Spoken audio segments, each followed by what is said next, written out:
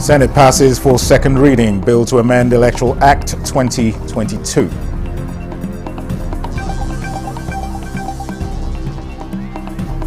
House of Representatives withdraws two bills on immunity clause, review of penalties for capital punishment.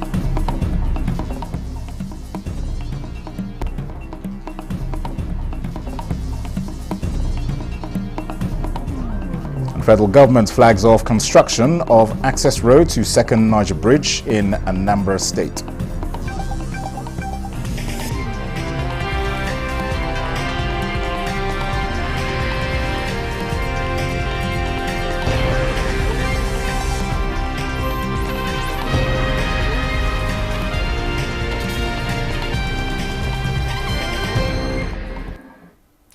And welcome to the news desk at 6 on NTA News 24. We're live in Abuja. I am Dennis Adigunloye. We'll begin at the National Assembly, where the Senate has passed for second reading a bill to amend the Electoral Act of 2022. The amendment bill, sponsored by Senator Saliu Mustafa, makes provision for the participation of elected office holders as statutory delegates. Also proposed in the amendments is that elections be scheduled to hold on the same day, as well as reducing the period of campaigns. The bill seeks to reduce the cost of elections in Nigeria and enhance citizen participation in the electoral process. Meanwhile, the House of Representatives has rescinded its resolution on the second reading of two bills seeking to review provisions for immunity clause and capital punishments in the 1999 Constitution. Leader of the House, Julius Ihonvere, raised the rescission motions, citing the need for lawmakers to hold further consultations on the bills. The immunity conferred on the President, remove the immunity conferred on the Vice President, the governors and their deputies, in order to curb corruption, eradicate impunity, and enhance accountability. And the other is a bill to review the penalties for certain capital offenses in alignment with relevant international best practices. We're aware that the provisions of the bills require that the House will take a second look at it. And cognizant of the need to rescind these bills, we resolve that these bills be rescinded by this House. On capital punishment as well as immunity, it's something that we have to debate later on in more detailed form. And I thank you for your understanding. The sponsors of the bill will keep it until we debate later on in a more thorough, comprehensive form. Thank you. Meanwhile, the House at Thursday's plenary took the second reading of 31 constitution alteration bills, including a proposal for a return to a parliamentary system of government. The federal government has pledged full support for the 2025 Stockholm Junior Water Prize competition, aimed at fostering innovation in water and environmental management among young Nigerians. Vice President Kashim Shettima, represented by the Deputy Chief of Staff to the President, made the commitment during a press conference at the Presidential Villa. State House correspondent Abdurrahman Jabrilla reports. This guest visiting the State House to appreciate Nigeria's participation for 28 years in the international competition, covering almost 35 countries. This year's competition is most significant given the discussions that resulted from Vice President Kashim Shettima's engagement in Oslo in 2024 and the anticipated visit of the Crown Princess of Sweden later in the year.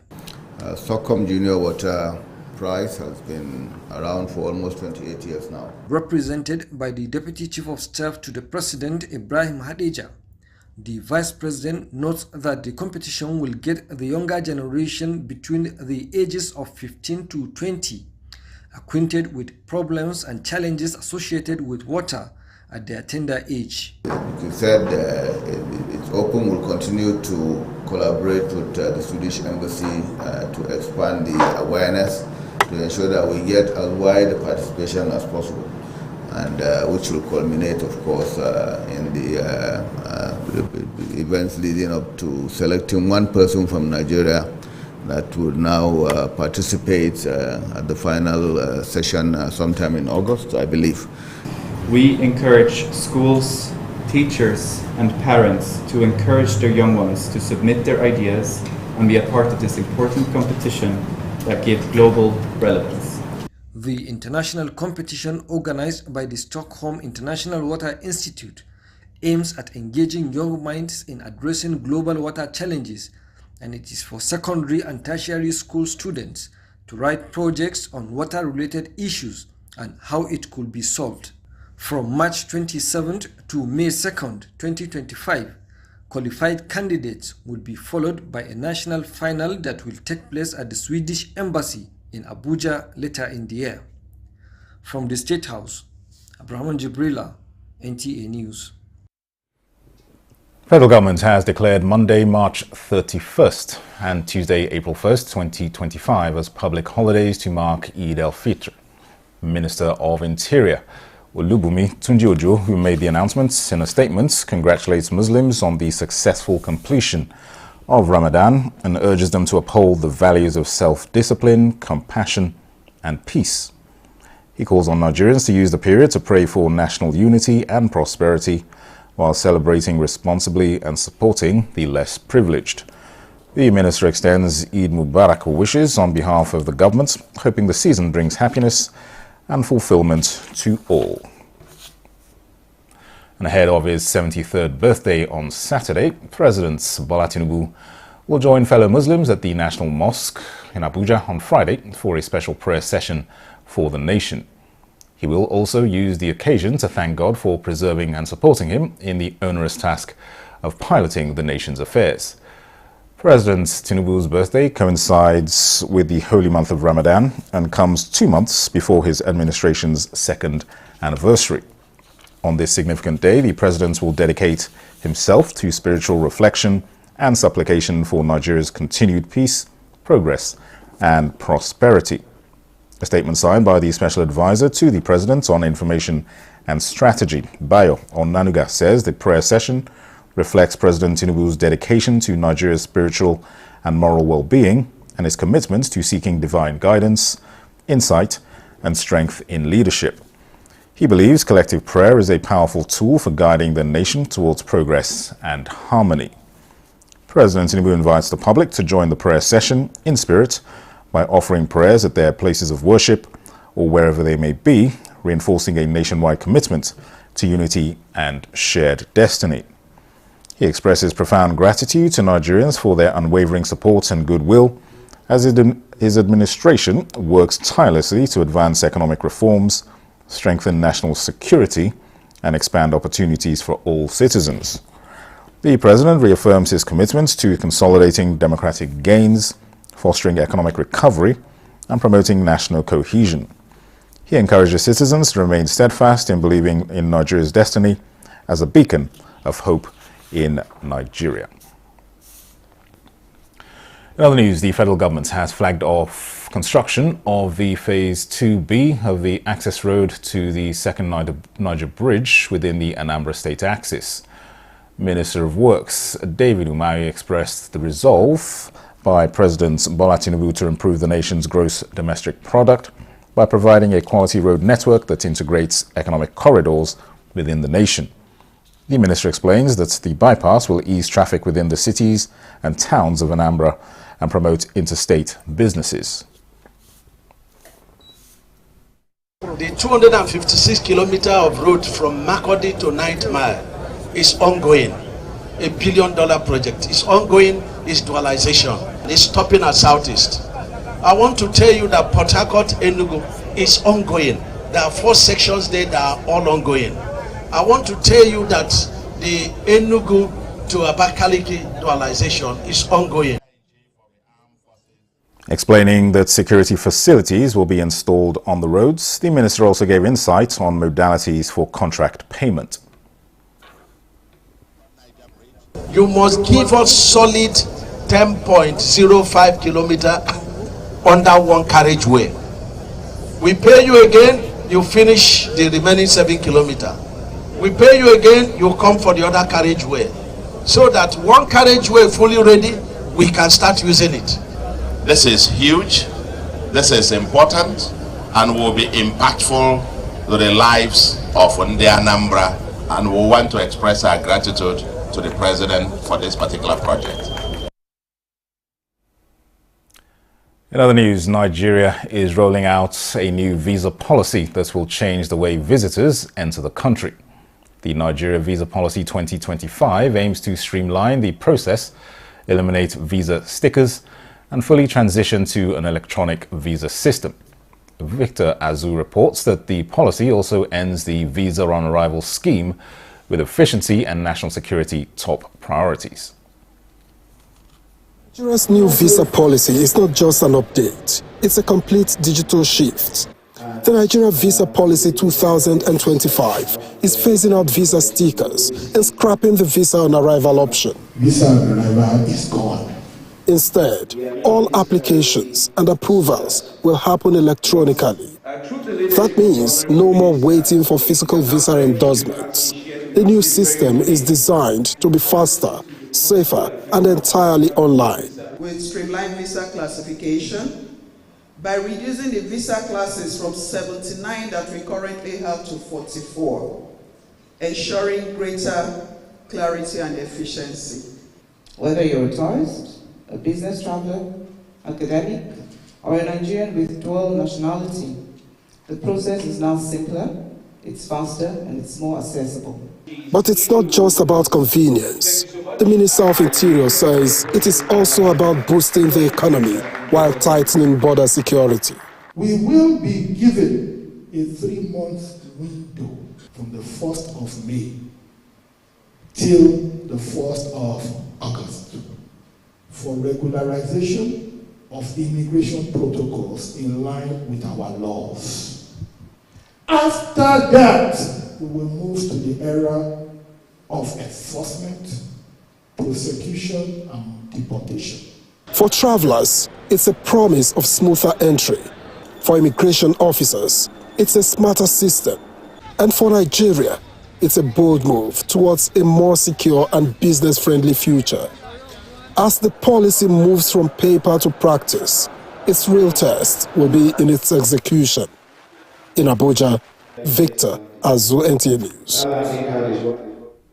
This is the news desk at 6 on NTA News 24. More reports in a moment. Stay with us. Great Ramadan with Bafi and enjoy up to 40% off on selected products from living room, dining room, bedroom, and royal sets. Pay less, save more, and refresh your home for iftar gatherings and cherished moments with family and friends. Visit our showrooms in Abuja, Lagos, Kano, and Enugu, or shop online to enjoy our exclusive Ramadan sale. Let's make this Ramadan unforgettable.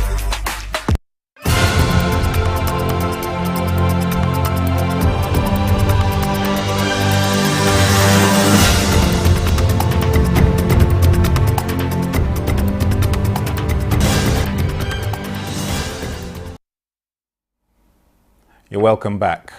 Towards enhancing the productivity of smallholder farmers to boost food sufficiency in Nasarawa State, the International Fund for Agriculture Development, through the federal government's Value Chain Development Program, has embarked on assessment visits to the Lower Benue Rice Farm in Doma local government area.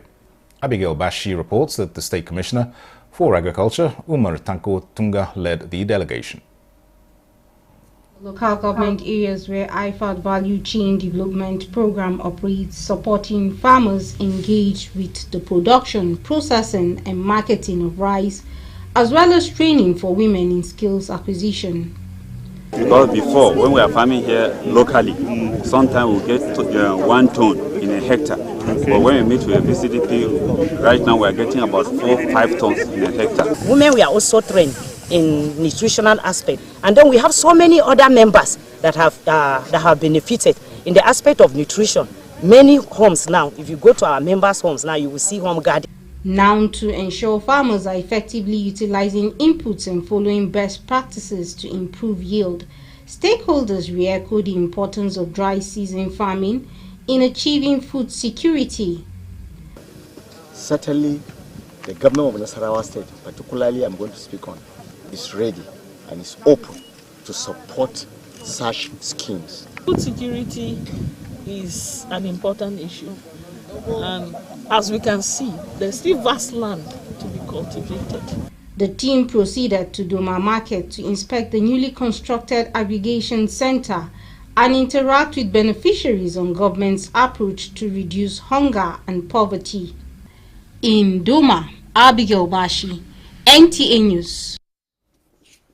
And as Nigeria grapples with challenges of food security, some factors including inadequate infrastructure, the impact of climate change, and a lack of skilled agricultural personnel have been identified as contributing to low productivity among farmers in Nigeria. Professor Mohammed Kutta Yahaya stated this at the 45th University of Ibadan lecture with the theme Decolonizing Food Security and Enduring Multi-Sectoral Pathways to Poverty Mitigation in Nigeria.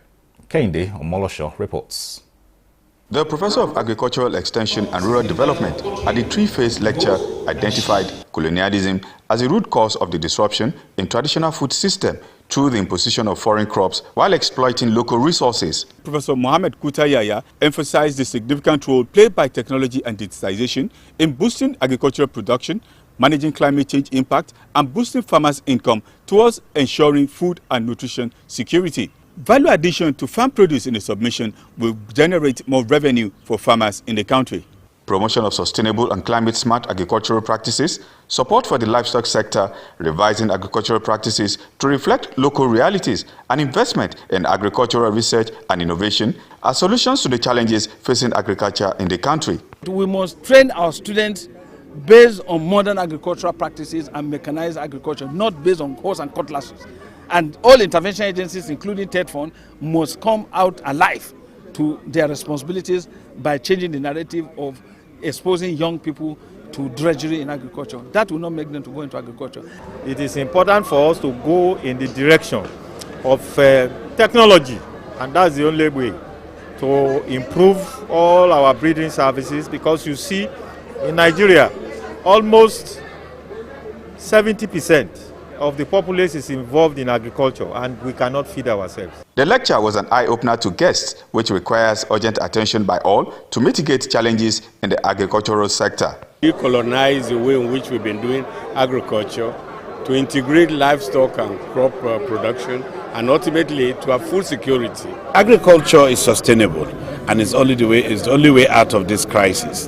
When people are battling and looking for 80,000 minimum wage, in agriculture alone, you can have between 500,000 and 1 million. The more we integrate the scholarship available in our institution with the policies of government, the better for all of us. It's very, very important to pay attention to how to improve the environment and to also provide the required support that can help address these challenges. There must be an improvement in the processes and methods of agricultural production in Nigeria. If government can assist the private sector, then they will be self-sufficient in food production, and that will help us to conserve foreign exchange, and they can even boost the value of the naira. I think the future of agriculture is in the hands of the youth.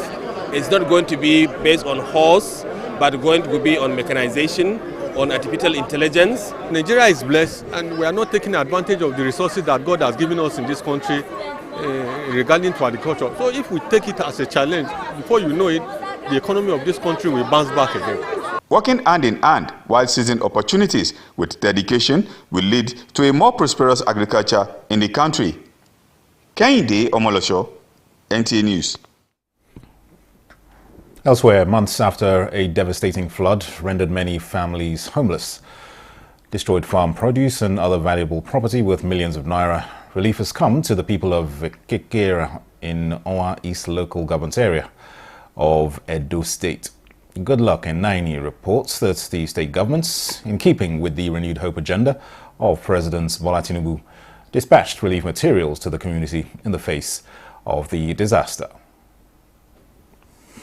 Ekekera, an agrarian community with a population of about 20,000 people, depends largely on farming as its major source of livelihood and has been contributing to the economy of the state. But the community has not received any government attention in decades as it lacks basic social amenities such as good roads, potable water, schools, and healthcare facility. The past 2 months, precisely, life has become even more difficult for the inhabitants, no thanks to the flooding that ravaged it. However, the community came alive with the arrival of palliative from the Edo State government through its emergency management agency, Edo SEMA, for distribution to the flood victims.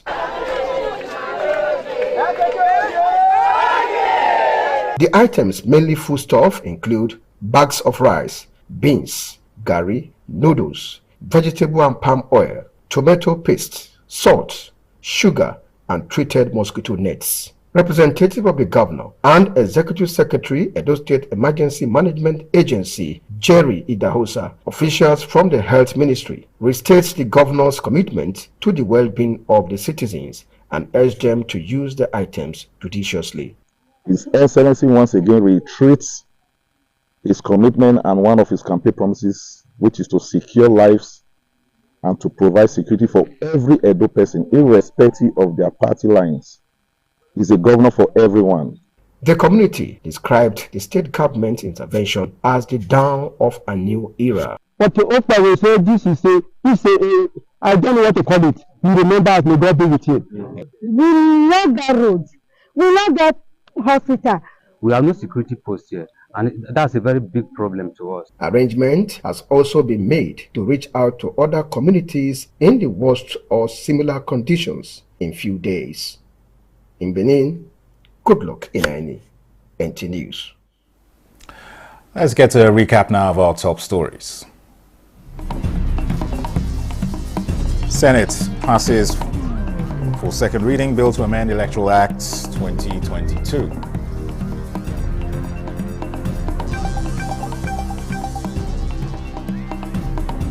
House of Representatives withdraws 2 bills on immunity clause, review of penalties for capital punishment.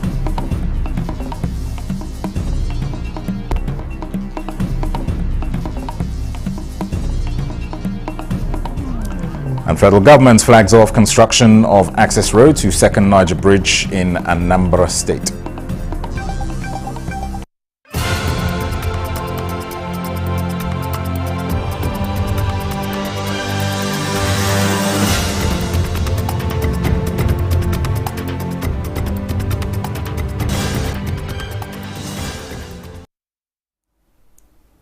African scholars face disincentives due to higher education being viewed as a financial investment, European dominance and marginalization of non-European knowledge systems. This was the consensus of discussants at a seminar on scholarly publishing in Africa, challenges and opportunities. Ibrahim Belogunda reports. Adonis and Abbey Publishers offered participants the opportunity to interact with global experts, gaining insight on untapped opportunities for publishing in high-impact journals by African academics and researchers. Additionally, experts share strategies for overcoming structural challenges in publishing such journals. What do we do as a publishing company, to address the issue of lack of funds by academics? What we do is that we adopt what they call mixed model. There are some of our journals, of the 27 we currently publish, only 13 charge publication fees. And even when they charge the publication fees, if you're paying from your pocket, we give you 50% discount. Professor David Mills presented a paper titled From Defense to Respect, for Structuring Academia and Challenging Bibliometric Coloniality. Dr. Savo Heleta presented a paper titled Building African and Global South Knowledge Platforms. Panelists took turns discussing the papers, addressing questions and answers from the participants, both physical and online. Established in 2003, Adonis and Abbey Publishers has published over 160 books, 27 journals, and has 10 more journals on the way, providing opportunities for African scholars and beyond. In Abuja, Ibrahim Belogunda, NTA News. And that concludes the news desk at 6 on NTA News 24. Thank you for watching. I am Dennis Adegunloye.